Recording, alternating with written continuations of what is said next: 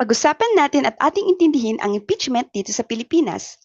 Mapapansin nyo na napaka-hot topic ngayon sa balita ang salitang impeachment, lalo na pagdating sa mga matataas na opisyal ng gobyerno gaya ni Vice President Sara Duterte. Pero paano nga ba o ano nga ba ang ibig sabihin nito? Is it automated na matatanggal sila sa pwesto? Let's break it down into simple terms. Isipin nyo ang impeachment na parang administrative hearing sa isang kumpanya o paaralan kapag may nagawang mabigat na kasalanan ang isang boss o estudyante. Ito ang paraan ng ating bansa para singilin sa responsibilidad o panagutin ang mga pinakamataas na pinuno natin. The legal foundation. What does the law say? Sabi sa Article 9 ng ating 1987 Constitution, hindi pwedeng basta-basta lang kasuhan sa ordinaryong korte ang mga top officials habang nakaupo sila. Sino-sino ba itong mga impeachable officials na ito? Kasama dyan ang Presidente, Vice President, Supreme Court Justices, mga miyembro ng Constitutional Commission kagaya ng COMELEC, COA, Civil Service, at ang Ombudsman. Pero hindi rin pwedeng dahil lang ayaw natin sa mukha o sa policy nila, i-impeach na natin sila. May strict grounds o basihan ang batas natin.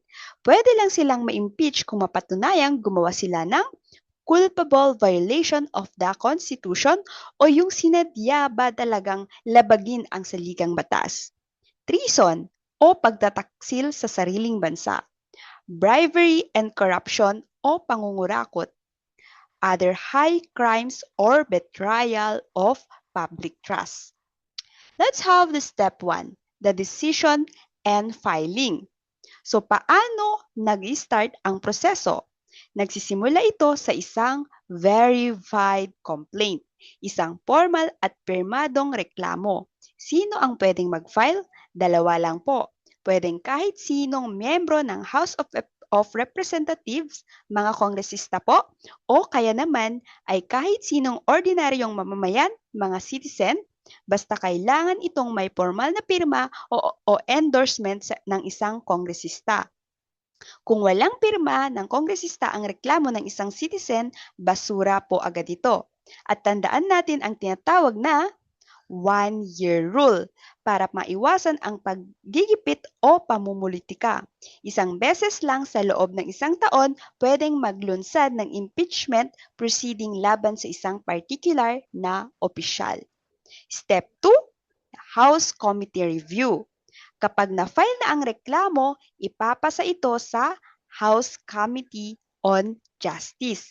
Sila ang magsilbing parang screeners o investigators. Hihimayin nila ang reklamo sa dalawang bagay. Ang tinatawag natin na form and substance and probable cause. Let's start with form and substance. Tama ba ang pagkakasulat? Kumpleto ba ang requirements ng batas?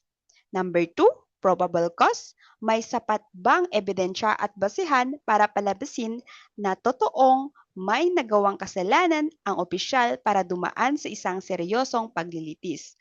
Kung kulang ang ebidensya, ibabasura ng komite. Kung sapat naman, gagawa sila ng resolution and articles of impeachment para iakyat na sa buong Kongreso. Step 3, the Congress vote, House of Representative.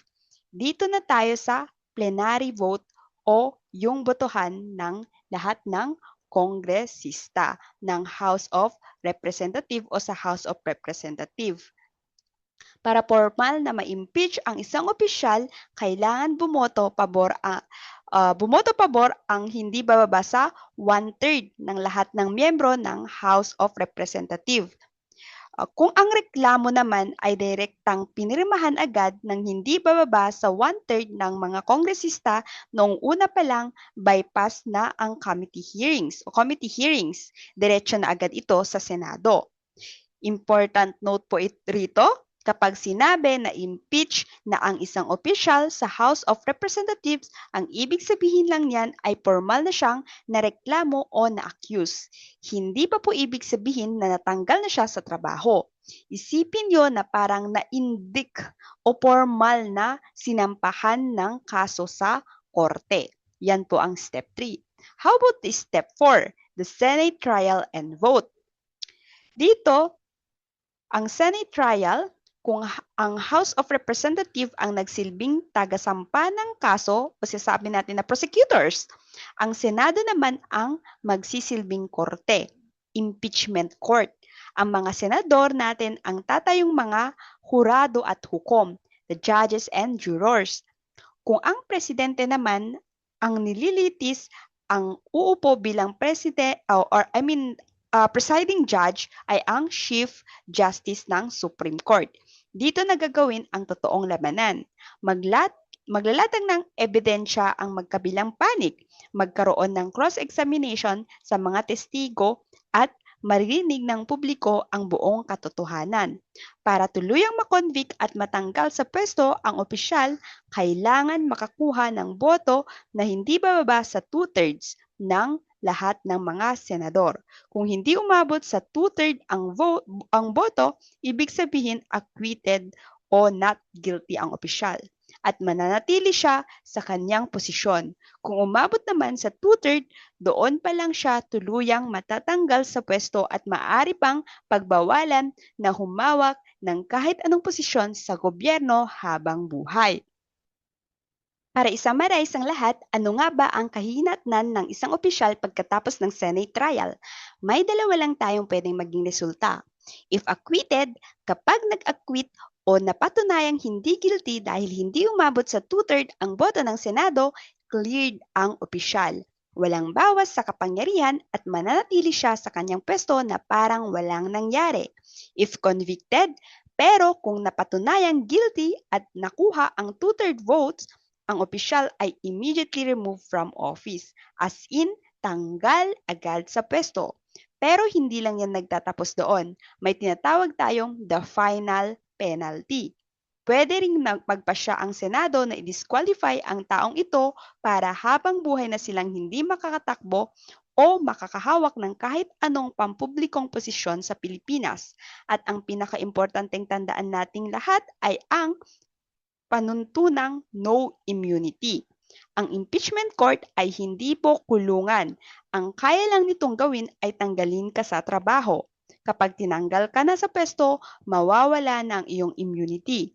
Ibig sabihin, pwede ka pa rin kasuhan, litisin at ipakulong ng mga regular na korte natin gaya ng Sandigang Bayan para sa mga krimeng ginawa mo habang ikaw ay nakaupo. Kaya sa huli, walang sino man ang ligtas sa batas. Accountability wins.